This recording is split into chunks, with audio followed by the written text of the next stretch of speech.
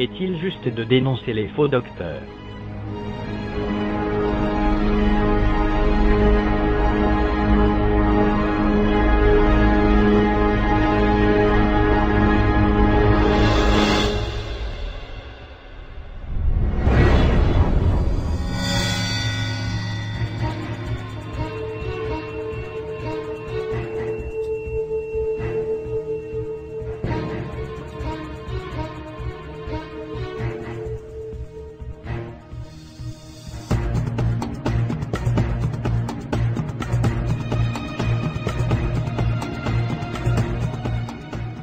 Si les faux docteurs peuvent aujourd'hui répandre librement leur doctrine empoisonnée, c'est parce qu'il existe une conspiration du silence chez beaucoup de chrétiens.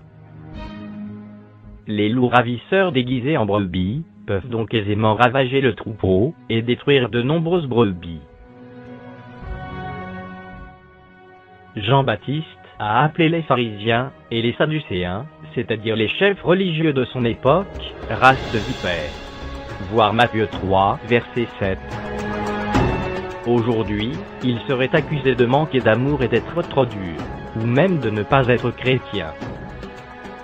Notre Seigneur Jésus-Christ a dit lui-même aux pharisiens religieux: race de vipères, comment pourriez-vous dire de bonnes choses méchants comme vous l'êtes? Car c'est de l'abondance du cœur que la bouche parle. Matthieu 12, verset 34. Pour beaucoup de chrétiens évangéliques, un tel langage serait intolérable aujourd'hui. Mais c'est le langage de la Sainte Bible. Ce sont des paroles qui sortent de la bouche du Fils de Dieu. S'adressant directement à ces faux docteurs, notre Seigneur Jésus-Christ, le Fils de Dieu, les a traités d'hypocrites, de conducteurs aveugles, de sépulcres blanchis, de serpents et de race de vipères. Matthieu 22, versets 23 à 34.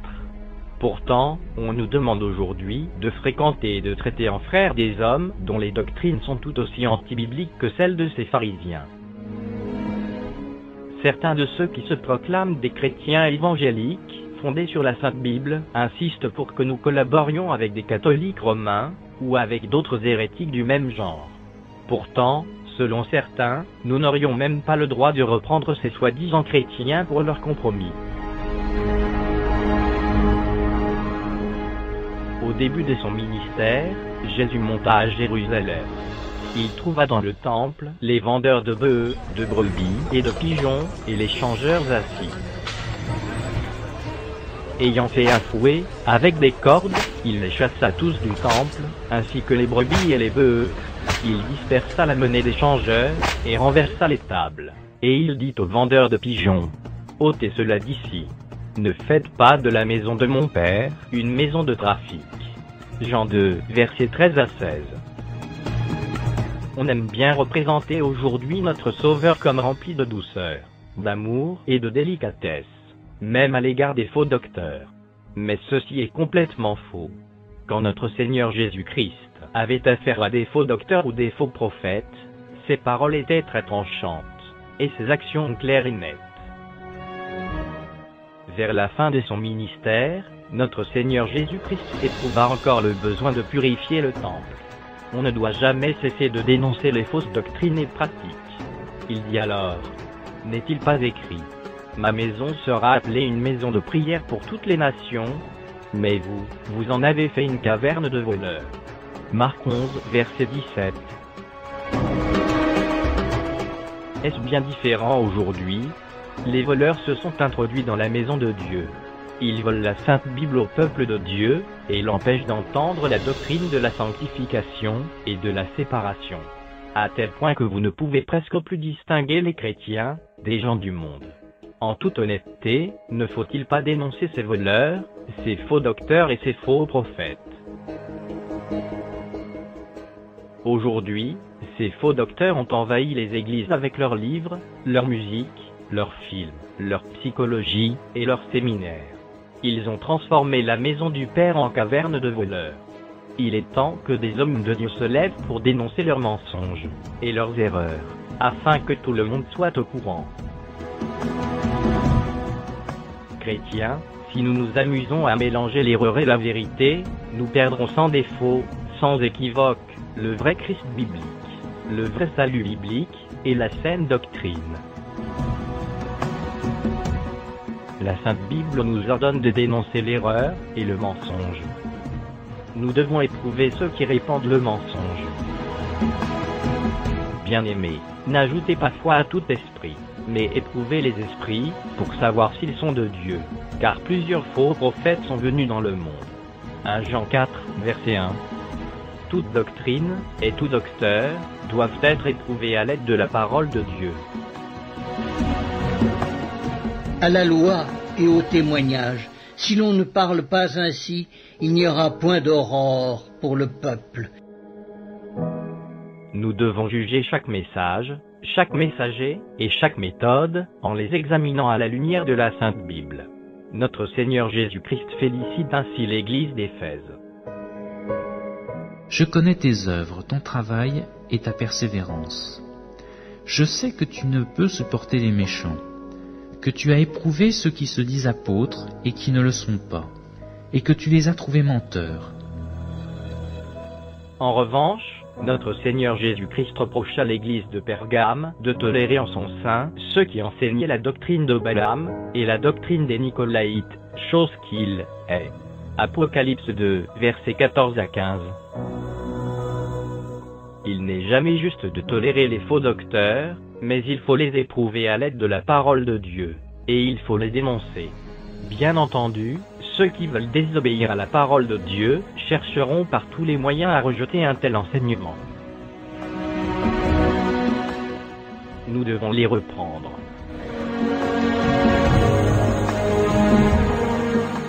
C'est pourquoi reprends-les sévèrement, afin qu'ils aient une foi saine, et qu'ils ne s'attachent pas à des fables judaïques et à des commandements d'hommes qui se détournent de la vérité. Paul écrivait cela à Tite, parce qu'il y avait des hommes qui allaient de maison en maison pour détourner des familles entières de la vérité. Versets 10 à 16.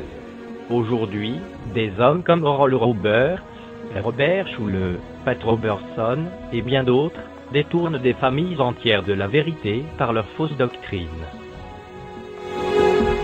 Devons-nous rester tranquillement assis et les laisser faire, sans les reprendre et sans avertir les chrétiens de ne pas écouter leurs enseignements? Non.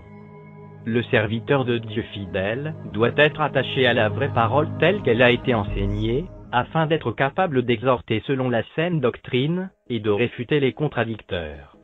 Tite 1, verset 9. Nous ne devons avoir aucune communion avec eux. Ne prenez point part aux œuvres infructueuses des ténèbres, mais plutôt condamnez-les. Éphésiens 5, verset 11. Condamner implique le fait de censurer, de reprendre et de réfuter. Comment obéir à ce verset, si nous n'éprouvons pas les faux docteurs à la lumière de la parole de Dieu? Nous devons nous éloigner d'eux. Nous vous recommandons, frères, au nom de notre Seigneur Jésus-Christ, de vous éloigner de tout frère qui vit dans le désordre et non selon les instructions que vous avez reçues de nous. Nous devons nous éloigner de ceux dont les doctrines et la conduite ne sont pas conformes à la parole de Dieu. Le contexte de ce verset montre que Paul pensait à la nécessité d'obéir à la saine doctrine, car il ajoute: Et si quelqu'un n'obéit pas à ce que nous disons par cette lettre, notez-le, et n'ayez point de communication avec lui afin qu'il éprouve de la honte. Ne le regardez pas comme un ennemi, mais avertissez-le comme un frère. Paul exhorte Timothée à s'éloigner de celui qui enseigne de fausses doctrines et ne s'attache pas aux saines paroles de notre Seigneur Jésus-Christ et à la doctrine qui est selon la piété, car il est enflé d'orgueil, il ne sait rien, et il a la maladie des questions oiseuses et des disputes de mots, d'où naissent l'envie, les querelles, les calomnies, les mauvais soupçons, les vaines discussions d'hommes corrompus d'entendement, privés de la vérité, et croyant que la piété est une source de gain.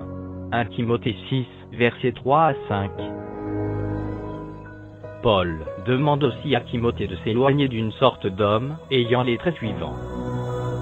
Égoïste, ami de l'argent, fanfaron, hautain, blasphémateur, rebelle à leurs parents, ingrat, irréligieux, insensible, déloyaux, calomniateurs, intempérants, cruels, ennemis des gens de bien, traîtres, emportés, enflés d'orgueil, aimant le plaisir plus que Dieu, ayant l'apparence de la piété, mais reniant ce qui en fait la force. Comment pouvons-nous nous éloigner d'eux si nous ne les avons pas d'abord identifiés, et si nous n'avons pas comparé leur message à celui de la parole de Dieu? C'est le devoir de tout prédicateur véritable de prêcher la parole, d'insister en toute occasion, favorable ou non, de reprendre, censurer, exhorter, avec toute douceur, et en instruisant. 2 Timothée 4, verset 2. C'est en général une tâche impopulaire et ingrate. Mais c'est le devoir de tous ceux qui sont appelés par Dieu à exercer un ministère. Nous ne devons pas les recevoir dans notre maison. Si quelqu'un vient à vous et n'apporte pas cette doctrine, ne le recevez pas dans votre maison, et ne lui dites pas « salut », car celui qui lui dit « salut » participe à ses mauvaises œuvres. Il n'y a aucun doute quant à l'identité de ce dont parle Jean, qui dit ceci au verset 9. Quiconque va plus loin et ne demeure pas dans la doctrine de Christ n'a point Dieu. Celui qui demeure dans cette doctrine a le Père et le Fils. Aujourd'hui, grâce à la radio, à la télévision, aux livres et aux journaux, les faux docteurs et les faux prophètes sont reçus dans les maisons de nombreux chrétiens. Frères, il ne doit pas en être ainsi. Nous devons les éloigner de nous, c'est-à-dire les rejeter. Éloigne de toi, après un premier et un second avertissement, celui qui provoque des divisions. Étymologiquement, celui qui provoque des divisions est un hérétique. Nous devons éloigner de nous tout ce qui nie la rédemption par le sang de notre Seigneur Jésus-Christ, ou toute autre doctrine de la parole de Dieu. S'ils ne veulent pas écouter nos avertissements, il nous faut les éloigner de nous. Nous devons identifier tous ceux qui prêchent un autre évangile. Paul nous met en garde contre ceux qui prêchent un autre Jésus, un autre esprit et un autre évangile. 2 Corinthiens 11, verset 4.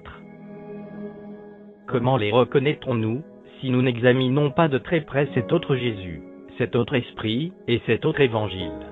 Paul appelle ces prédicateurs des faux apôtres, des ouvriers trompeurs, déguisés en apôtres de Christ. 2 Corinthiens 11, verset 13. Il ajoute, au verset 14 et 15, que ces hommes sont aussi des ministres de Satan. Aujourd'hui, les hommes qui ont été réellement appelés par Dieu doivent être tout aussi fidèles et dénoncer les ministres de Satan. Paul met en garde les Galates contre ceux qui veulent renverser l'évangile de Christ. Il leur dit: Je m'étonne que vous vous détourniez si promptement de celui qui vous a appelé par la grâce de Christ pour passer à un autre évangile. Non pas qu'il y ait un autre évangile, mais il y a des gens qui vous troublent et qui veulent renverser l'évangile de Christ. Mais quand nous-mêmes, quand un ange du ciel annoncerait un autre évangile que celui que nous vous avons prêché, qu'il soit anathème. Nous l'avons dit précédemment et je le répète à cette heure, si quelqu'un vous annonce un autre évangile que celui que vous avez reçu, qu'il soit anathème. Les catholiques. Oui, nous disons bien les catholiques, et même beaucoup de soi-disant chrétiens charismatiques et évangéliques, ne prêchent pas le véritable évangile. Pourtant, beaucoup nous demandent de coopérer avec eux, pour évangéliser ou travailler dans d'autres œuvres chrétiennes. Si nous ne dénonçons pas ces faux prophètes, nous trahissons notre Seigneur Jésus-Christ et son évangile. Nous devons nous séparer d'eux. C'est pourquoi, sortez du milieu d'eux et séparez-vous, dit le Seigneur. Ne touchez pas à ce qui est impur, et je vous accueillerai. C'est très clair. Le peuple de Dieu doit s'éloigner de l'apostasie et de toute erreur doctrinale. Comment un chrétien véritable peut-il accepter de se joindre au Conseil mondial des Églises, ou à certaines dénominations apostates? Comment peut-il accepter de rester avec des chrétiens qui vivent dans le compromis?